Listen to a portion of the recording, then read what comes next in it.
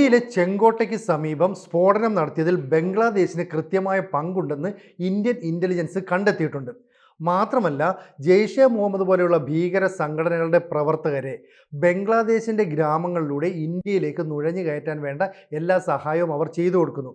ഉക്കാസ അവിടെ ഒരു നിർണായകമായ യോഗം വിളിച്ചപ്പോൾ അതിൽ ബംഗ്ലാദേശിലെ ചില ഉന്നത ഉദ്യോഗസ്ഥരും ബംഗ്ലാദേശിലെ ഭീകര സംഘടനകളിലെ ആൾക്കാരും പങ്കെടുത്തു. ഈ വിവരങ്ങൾ നമ്മൾക്ക് കിട്ടി. ഇതിൻ്റെ അടിസ്ഥാനത്തിൽ ബംഗ്ലാദേശിലെ സുരക്ഷാ ഉപദേഷ്ടാവിനെ നമ്മൾ വിളിച്ചു വരുത്തുന്നു ഇന്ത്യയിലേക്ക്. അതായത് ഖലിയൂർ റഹ്മാൻ എന്ന് പറയുന്ന ബംഗ്ലാദേശിൻ്റെ നാഷണൽ സെക്യൂരിറ്റി അഡ്വൈസർ 18-ാം തീയതി പുലർച്ചെ ഡൽഹി എയർപോർട്ടിൽ വന്നിറങ്ങുകയാണ്. അവിടെ വന്നിറങ്ങിയതിന് ശേഷം വളരെ പെട്ടെന്ന് അജിത് ഡോവലിൻ്റെ നിർദ്ദേശപ്രകാരം ഒരു പ്രത്യേക കേന്ദ്രത്തിലേക്ക് പോകുന്നു. ആ പുലർച്ചെയുള്ള സമയത്ത് തന്നെ അജിത് ഡോവലും മറ്റു ഉദ്യോഗസ്ഥരുമായിട്ട് വിപുലമായ ഒരു ചർച്ച നടത്തുന്നു.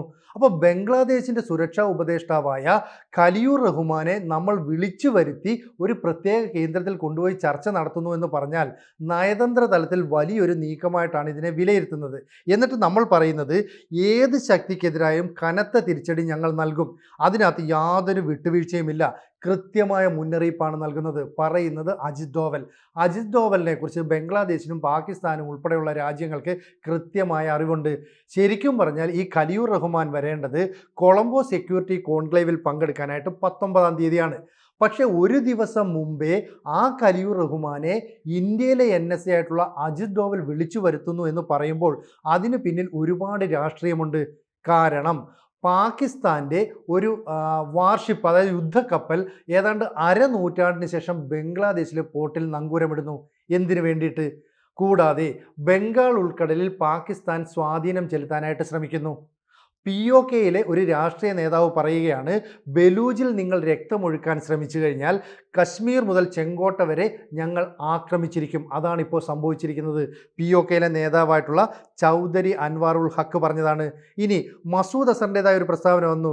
കാരണം ഞാൻ എന്ന് പറയുന്നത് ഇലോൺ മസ്കിനേക്കാൾ മാർക്ക് സക്കൻബർഗിനേക്കാളൊക്കെ സമ്പന്നനാണ്, ഞങ്ങൾക്ക് ധാരാളം പണമുണ്ട് ആയുധം വാങ്ങാനായിട്ട്, തോക്ക് വാങ്ങാനായിട്ട്, അതുകൊണ്ട് തന്നെ ജിഹാദി പ്രവർത്തനങ്ങൾക്ക് ധാരാളം പണമുണ്ട്. കൂടാതെ ഞങ്ങൾക്ക് വേണ്ടി ജിഹാദ് നടത്തുന്ന സ്ത്രീകൾ കൊല്ലപ്പെട്ട് കല്ലറയിലേക്ക് പോയാലും അവർ നേരെ സ്വർഗത്തിലേക്ക് പോകും. ഇത്തരത്തിലുള്ളൊരു പ്രസ്താവനയൊക്കെ നടത്താനും ബംഗ്ലാദേശിനുള്ളിൽ പാകിസ്ഥാന് പ്രവർത്തിക്കാനുള്ള അനുവാദം നൽകുകയും ചെയ്തിട്ടുണ്ട് മുഹമ്മദ് യൂനിസ് സർക്കാർ. ഇതാണ് ഇന്ത്യൻ ഇൻ്റലിജൻസിൻ്റെ കണ്ടെത്തൽ. അത് വ്യക്തമാക്കാൻ വേണ്ടിയിട്ടാണ് ഈ പറയുന്ന ഖലിയൂർ റഹ്മാനെ നമ്മൾ വിളിച്ചു വരുത്തുന്നത്. ഞാൻ നേരത്തെ സൂചിപ്പിച്ചതുപോലെ കൊളംബോ സെക്യൂരിറ്റി കൗൺസിൽ പങ്കെടുക്കാനായിട്ട് വരേണ്ടിയിരുന്ന ഖലിയൂർ റഹ്മാൻ്റെ അടുത്ത് നമ്മുടെ ഭീകരവാദത്തിനെതിരായുള്ള പോരാട്ടത്തെക്കുറിച്ച്, ദുരന്ത പ്രതികരണം എങ്ങനെയായിരിക്കുമെന്നതിനെക്കുറിച്ചൊക്കെ വിശാലമായിട്ട് പറഞ്ഞ് മനസ്സിലാക്കി കൊടുക്കുകയാണ്. ഇന്ത്യയും ബംഗ്ലാദേശും ശ്രീലങ്കയും മൗറീഷ്യസും മാൽദ്വീപും ഒക്കെ അടങ്ങുന്ന രാജ്യങ്ങളിലെ സുരക്ഷാ ഉപദേഷ്ടാവുമാരുടെ ഒരു യോഗം, 7ാമത്തെ യോഗം, അത് ഡൽഹിയിലാണ് നടക്കേണ്ടത്. ആ യോഗം നടക്കുമ്പോൾ മറ്റു സുരക്ഷാ ഉപദേഷ്ടാക്കളെയൊക്കെ മാറ്റി നിർത്തിക്കൊണ്ട് ഖലിയൂർ റഹ്മാനെ മാത്രം വിളിച്ചു വരുത്തി നമ്മൾ പറയുന്നു. അതായത് ബംഗ്ലാദേശ് സർക്കാരിനോട് നമുക്ക് പറയേണ്ട കാര്യങ്ങൾ ഇന്ത്യൻ സുരക്ഷാ ഉപദേഷ്ടാവ് നേരിട്ട് പറയുന്നു എന്നൊരർത്ഥമുണ്ട്. ഹസീനയ്ക്കെതിരെ അവിടുത്തെ ട്രിബ്യൂണൽ വധശിക്ഷ പ്രഖ്യാപിച്ചിട്ടുണ്ട്, വിധിച്ചിട്ടുണ്ട്. പക്ഷേ ഹസീനയെ വിട്ടുകൊടുക്കാൻ നമ്മൾ തയ്യാറല്ല. ഈ ഹസീന ആരാണ്, ഹസീനയുടെ കാലം മുതൽ ഇന്ത്യയും ബംഗ്ലാദേശും തമ്മിലുള്ള ബന്ധം എന്താണെന്നൊക്കെ ഇദ്ദേഹത്തെ ബോധ്യപ്പെടുത്തുന്നു. ഈ ഖലിയൂർ റഹ്മാൻ എന്ന് പറഞ്ഞാൽ ഈ വർഷം ഏപ്രിൽ 9-നാണ് NSAയുടെ ചുമതല ഏറ്റെടുക്കുന്നത്. അതോടുകൂടി അദ്ദേഹത്തിന് ബംഗ്ലാദേശിലെ ഏറ്റവും മികച്ച നയതന്ത്ര മുഖം എന്ന ഒരു പദവിയും ലഭിച്ചു.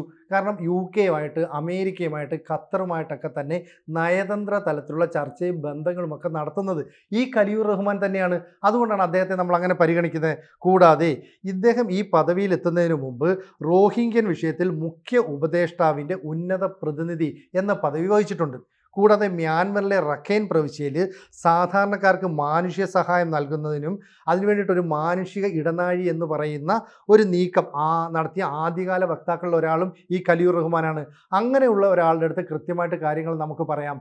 ഇവിടെ സത്യം പറഞ്ഞാൽ കൊളംബോ സെക്യൂരിറ്റി കോൺക്ലേവിലൂടെ നമ്മൾ ഉദ്ദേശിക്കുന്നത് എന്താണെന്ന് വെച്ചാൽ ഈ ജലാശയങ്ങളിൽ അനാവശ്യമായ രാജ്യങ്ങളുടെ കടന്നുകയറ്റം ഉണ്ടായാൽ നമ്മൾ അതിനെ എതിർക്കണം, ഒന്നിച്ച് നിന്ന് പോരാടണമെന്നൊക്കെ തന്നെയാണ്. അപ്പോൾ വർദ്ധിച്ചു വരുന്ന ഭീകരവാദത്തിനും തീവ്രവാദത്തിനും എതിരായിട്ടുള്ള നിലപാടുകൾ ഈ രാജ്യങ്ങൾ സംയുക്തമായിട്ട് സ്വീകരിക്കണമെന്ന് പറയുന്നു. ഈ പറയുമ്പോൾ തന്നെയാണ് നമ്മൾ ഇവരോട് ചോദിക്കുന്നത്, PNS സേഫ് എന്ന് പറയുന്ന പാകിസ്ഥാൻ്റെ യുദ്ധക്കപ്പൽ എന്തിനാണ് ബംഗ്ലാദേശിൽ നങ്കൂരമിട്ടത്? 4 ദിവസത്തെ സന്ദർശനത്തിന് വന്നു എന്നാണ് പറയുന്നത്. ശരിക്കും ഇയാൾ വന്നത് പാകിസ്ഥാൻ നേവിയുടെ കമാൻഡറായിട്ടുള്ള നവീദ് അഷ്റഫിൻ്റെ വിസിറ്റിനൊപ്പം അല്ലെ സന്ദർശനത്തിനൊപ്പമാണ്. അപ്പോൾ പരമ്പരാഗതമായിട്ട് ഇന്ത്യക്ക് ആധിപത്യമുള്ള സ്ഥലങ്ങളിലേക്ക് കടന്നു കയറാനായിട്ട് പാകിസ്ഥാൻ ശ്രമിക്കുന്നു, പ്രത്യേകിച്ച് സമുദ്രമേഖലയിൽ. ഇതാണിപ്പോൾ കാണുന്നത്. അതുകൊണ്ട് ഈ നീക്കത്തിനെതിരെ വൻ മുന്നറിയിപ്പ് അജിത് ഡോവൽ നേരിട്ട് പറയുന്നു. ഒടുവിൽ ഈ പറയുന്ന ഖലീൽ റഹ്മാന് നമ്മുടെ കാല് പിടിക്കേണ്ട ഒരു അവസ്ഥയാണ്. കാരണം കയറി ആക്രമിക്കുമെന്നാണ് പറഞ്ഞതിൻ്റെ അർത്ഥം. പാകിസ്ഥാനാണ് ഇത് ആസൂത്രണം ചെയ്തതെങ്കിലും ബംഗ്ലാദേശിൽ നിന്നാണ് ഇത് നടപ്പാക്കാനുള്ള പദ്ധതി എത്തിയത്, സ്ഫോടക വസ്തുക്കൾ എത്തിയത്, ചെങ്കോട്ടയിലേക്ക് എത്തിച്ചത് തുടങ്ങിയ കാര്യങ്ങൾ പറഞ്ഞത് മാത്രമല്ല, ബംഗ്ലാദേശിലെ ചില ഡോക്ടേഴ്സിനും ഈ ആസൂത്രണത്തിൽ പങ്കുള്ളതിൻ്റെ തെളിവുകളും നമ്മൾ ഈ പറയുന്ന ഖലീൽ റഹ്മാനെ കാണിച്ചു കൊടുത്തിട്ടുണ്ട്. അദ്ദേഹത്തിന് അത് കാണാതിരിക്കാൻ കഴിയില്ല. എന്തായാലും ഒരു സംയമന നീക്കമാണ് ഈ ഖലീൽ റഹ്മാനെ വിളിച്ചു വരുത്തിയതിലൂടെ ഇന്ത്യ പ്രതീക്ഷിക്കുന്നതല്ല, ഇന്ത്യ ഉദ്ദേശിക്കുന്നതെന്നാണ് മനസ്സിലാക്കുന്നത്. പക്ഷേ അടച്ചിട്ട വാതിലിനുള്ളിൽ കാത്തിരിക്കുന്ന ആഴത്തിലുള്ള കൂടിയാലോചനകളുടെ ഉള്ളിലേക്ക് കടന്നു ചെന്നാൽ അതെന്താണെന്ന് നമുക്കിപ്പോൾ വിവരിക്കാൻ കഴിയില്ല. കാരണം ഇവിടെ ഇപ്പോൾ ഈ പറയുന്ന കൊളംബോ സെക്യൂരിറ്റി കോൺക്ലേവ് നടക്കുകയാണ്. സ്വാഭാവികമായിട്ടും ബംഗ്ലാദേശിൻ്റെ പ്രകോപനപരമായ പ്രസ്താവന, കഴിഞ്ഞ കുറച്ച് കാലമായിട്ട് ഇന്ത്യക്കെതിരെ നടത്തുന്ന നീക്കങ്ങൾ, ഇന്ത്യയിലെ അല്ലെങ്കിൽ ഹിന്ദുക്കളായുള്ള ആളുകളെ ബംഗ്ലാദേശിൽ കൂട്ടക്കൊല നടത്തുന്ന ചില നീക്കങ്ങൾ, മുഹമ്മദ് യൂനിസിൻ്റെ ധിക്കാരപരമായ നിലപാടുകൾ, ഇതൊക്കെ തന്നെ നമ്മൾക്ക് ഉൾക്കൊള്ളാൻ കഴിയുന്നതല്ല. ഞങ്ങളൊരു ആക്രമണം നടത്തിയാൽ 24 മണിക്കൂറിനുള്ളിൽ അവിടെ കീഴടക്കാൻ കഴിയുന്നതേ ഉള്ളൂ എന്നും നമ്മൾ ബംഗ്ലാദേശിനെ ബോധ്യപ്പെടുത്തുകയാണ്. ഇപ്പം ഈ മുജീബുർ റഹ്മാനുണ്ട്, അതായത് ഷേഖ് ഹസീനയുടെ പിതാവ്. മുജീബുർ റഹ്മാൻ എന്ന് പറഞ്ഞാൽ ബംഗ്ലാദേശിൻ്റെ എന്താ പറയുന്നത്, ഈ സ്വാതന്ത്ര്യ സമര പോരാട്ടത്തിലെ നെടുന്തൂണാണ്. അദ്ദേഹത്തിൻ്റെ കാലത്തോ അല്ലെ അദ്ദേഹം കൊല്ലപ്പെട്ടതിന് ശേഷം ഷേഖ് ഹസീന അധികാരത്തിൽ വന്നപ്പോഴോ BNP എന്ന പാർട്ടി അധികാരത്തിൽ വരുമ്പോഴോ ഒന്നും തന്നെ പാകിസ്ഥാനുമായിട്ട് യാതൊരുവിധ ബന്ധവും ബംഗ്ലാദേശിനില്ല. കാരണം പാകിസ്ഥാനെ വിഭജിച്ച് ബംഗ്ലാദേശ് ഉണ്ടാക്കി കൊടുക്കുന്നത് തന്നെ ഇന്ത്യയാണ്. അങ്ങനെയൊന്നുമില്ലാത്ത ഒരു ബന്ധം അരനൂറ്റാണ്ടിന് ശേഷം ഇപ്പോൾ വലുതാക്കാനായിട്ട് പാകിസ്ഥാൻ ശ്രമിക്കുന്നു. ലക്ഷ്യം ഇന്ത്യ തന്നെയാണ്. അങ്ങനെ പാകിസ്ഥാൻ നേവിയും ബംഗ്ലാദേശ് നേവിയും തമ്മിലുള്ള ഊഷ്മളമായ ഒരു അടുപ്പമാണ് ശരിക്കും പറഞ്ഞാൽ PNS സേഫ് എന്ന് പറയുന്ന ഈ പാകിസ്ഥാൻ നേവിയുടെ യുദ്ധക്കപ്പൽ അവിടെ വന്നപ്പോൾ കാണാൻ കഴിഞ്ഞത്. അങ്ങനെയാണെങ്കിൽ ഇന്ത്യയുടെ പിൻമുറ്റത്തുകൂടി അവരുടെ നേവിക്ക് കടന്നു കയറാൻ കഴിയുമെന്ന് നമ്മളെ ബോധ്യപ്പെടുത്താനുള്ള ഒരു ശ്രമം കൂടിയാണെന്നാണ് ഇപ്പോൾ വിലയിരുത്തുന്നത്. എന്തായാലും ആഴത്തിലുള്ള കൂടിയാലോചനകൾ നടത്തണമെന്ന് കൃത്യമായിട്ട് നമ്മുടെ NSA ആയിട്ടുള്ള അജിത് ഡോവൽ അവരുടെ NSA ഖലീൽ റഹ്മാൻ്റെ അടുത്ത് പറഞ്ഞിട്ടുണ്ട്. അപ്പോൾ കൊളംബോ ഈ സെക്യൂരിറ്റി കോൺക്ലേവിൽ സുരക്ഷാ മേഖല, സുപ്രധാനമായ കാര്യങ്ങൾ, രാജ്യങ്ങൾ തമ്മിലുള്ള സഹകരണം പ്രോത്സാഹിപ്പിക്കൽ, പ്രാദേശിക സുരക്ഷ വർദ്ധിപ്പിക്കൽ, പങ്കാളിത്തം ശക്തിപ്പെടുത്തൽ, സമുദ്ര സുരക്ഷ, ഭീകരവാദം, തീവ്രവാദം എന്നിവയെ നേരിടൽ, രാജ്യാന്തര സംഘടിത കുറ്റകൃത്യം ചെയ്യൽ എന്നിവയെ എതിർക്കണം. ഒപ്പം സൈബർ സുരക്ഷ, നിർണായക അടിസ്ഥാന സൗകര്യങ്ങളുടെ സംരക്ഷണം, മാനുഷ്യ സഹായം, ദുരന്ത നിവാരണം എന്നിവയെ അടിസ്ഥാനമാക്കി പ്രവർത്തിക്കണം. ഇതാണ് പ്രധാന ചർച്ചാ വിഷയം. ഇതിൽ ഭീകരവാദ തീവ്രവാദ നിലപാടുകളെ പിന്തുണയ്ക്കുന്ന ബംഗ്ലാദേശിനെ ഞങ്ങൾ തിരിച്ചറിഞ്ഞു എന്നാണ് അജിത് ഡോവൽ ഖലീൽ റഹ്മാൻ എന്ന് പറയുന്ന ഈ സുരക്ഷാ ഉപദേഷ്ടാവിൻ്റെ അടുത്ത് പറഞ്ഞത്. അപ്പോൾ ഒരു ദിവസം മുമ്പേ സുരക്ഷാ ഉപദേഷ്ടാവിനെ നമ്മൾ വിളിച്ചു വരുത്തുന്നു. ഷേഖ് ഹസീനയുടെ വിധി വന്നതിൻ്റെ തൊട്ടടുത്ത ദിവസമാണ് ഇത്തരത്തിലുള്ള ഒരു വിളിച്ചുവരുത്തൽ നടത്തിയത്. എന്നിട്ട് അടച്ചിട്ട മുറിയിൽ വളരെ രഹസ്യമായിട്ട് മറ്റ് രാജ്യങ്ങളിലെ സുരക്ഷാ ഉദ്യോഗസ്ഥരെ ഒന്നും തന്നെ ഉൾപ്പെടുത്താതെ, അല്ലെ സുരക്ഷാ ചുമതലയുള്ള അതിൻ്റെ തലവന്മാരെ ഒന്നും ഉൾപ്പെടുത്താതെ നമ്മൾ നടത്തുന്ന മീറ്റിംഗ്. ഇതിൽ നമ്മുടെ മന്ത്രിമാരോ മറ്റാരോ പങ്കെടുക്കുന്നില്ല. നേരിട്ട് സുരക്ഷാ ഉപദേഷ്ടാവായ അജിത് ഡോവലാണ് മീറ്റിങ്ങിൽ പങ്കെടുക്കുന്നത്. അദ്ദേഹത്തിനോടൊപ്പം ഉദ്യോഗ വൃന്ദവുമുണ്ട്. അങ്ങനെ ഈ ഡൽഹിയിലേക്കുള്ള ഈ ഖലീൽ റഹ്മാൻ്റെ വിസിറ്റിനെ അല്ലെങ്കിൽ സുരക്ഷാ ഉപദേഷ്ടാവിൻ്റെ സന്ദർശനത്തെ വളരെ ഗൗരവത്തോടെയാണ് ലോകവും ഉറ്റുനോക്കുന്നത്. കാരണം 2024 ജൻസി കലാപം ഉണ്ടായി, ഷേഖ് ഹസീന ഇന്ത്യയിലേക്ക് വരികയാണ്. അപ്പോൾ നമ്മുടെ നാട്ടിൽ അഭയാർത്ഥിയായിട്ട് കഴിയുന്ന ഷേഖ് ഹസീനയെ വിട്ടു നൽകണമെന്ന് ഈ മുഹമ്മദ് യൂനിസ് സർക്കാർ ആവശ്യപ്പെടുകയാണ് നിരന്തരം. ഇവരെ തൂക്കിക്കൊല്ലാൻ വേണ്ടിയിട്ടാണ്. പക്ഷേ ഷേഖ് ഹസീന തന്നെ കാര്യം വ്യക്തമാക്കി, ഒരു നിഷ്പക്ഷ ട്രിബ്യൂണലിൻ്റെ മുമ്പിൽ ഹാജരാകാൻ ഞാൻ തയ്യാറാണ്, എൻ്റെ വാദങ്ങൾ അവിടെ എനിക്ക് അവതരിപ്പിക്കണം, അതിനുശേഷം നമുക്ക് നോക്കാം. ഇവിടുത്തെ ഈ ട്രിബ്യൂണൽ എന്ന് പറയുന്നത് ഞാൻ അവിടെ പ്രധാനമന്ത്രി ആയിരുന്നപ്പം രൂപീകരിച്ചാണ്. ആ രൂപീകരിച്ച ട്രിബ്യൂണലിൽ അന്താരാഷ്ട്ര തലത്തിലുള്ള ജഡ്ജിമാരാരും തന്നെ ഇല്ല. ബംഗ്ലാദേശിലെ ഒരു കൂട്ടം ജഡ്ജിമാർ മാത്രമാണ്. അത് മുഹമ്മദ് യൂനിസ് പറയുന്നത് പോലെ ചെയ്യാൻ വേണ്ടിയാണ്. അത് അംഗീകരിക്കില്ല.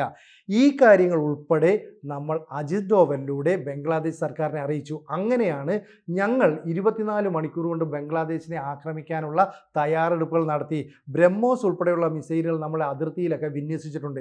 ഈ കാര്യങ്ങളൊക്കെ തന്നെ ഖലിയുർ റഹ്മാനെ ബോധ്യപ്പെടുത്തി. അതുകൊണ്ട് അദ്ദേഹം കാല് പിടിക്കുകയാണ്. ഇന്ത്യയുടെ ഭാഗത്തുനിന്ന് അങ്ങനെ ഒരു നീക്കം നടത്തരുത്. പാകിസ്ഥാനും ബംഗ്ലാദേശും തമ്മിലുള്ള ഇത്തരത്തിലൊരു ബന്ധം വന്നത് ഇന്ത്യയെ തകർക്കാനോ ഇന്ത്യയെ ആക്രമിക്കാനോ അല്ല.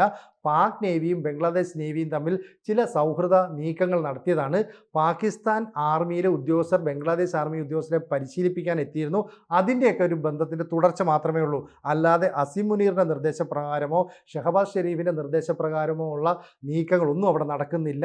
പറയുന്നത് ഖലിയുർ റഹ്മാൻ എന്ന് പറയുന്ന ബംഗ്ലാദേശിൻ്റെ രാജ്യത്തെ ഏറ്റവും മികച്ച നയതന്ത്ര മുഖമാണ്. അതുകൊണ്ട് തന്നെ അജിത് ഡോവലും സംഘവും അത് കേട്ടു എന്നാണ് മനസ്സിലാക്കാൻ കഴിയുന്നത്.